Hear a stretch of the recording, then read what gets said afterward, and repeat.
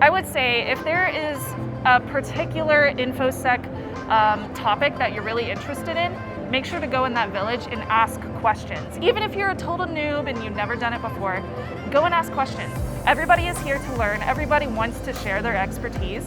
And the people that you'll run into here are so nice. And they are more than willing to share that knowledge and wealth of knowledge because they enjoy seeing people learn. So ask questions, make friends. That's the best way to enjoy DEF CON. Find something that looks interesting and dive in.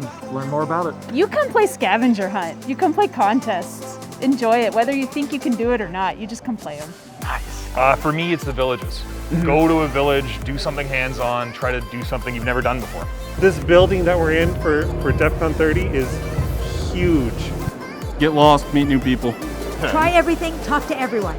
Find a village that you really like, a topic that you like, and learn, and then take that information and pass it on to somebody else.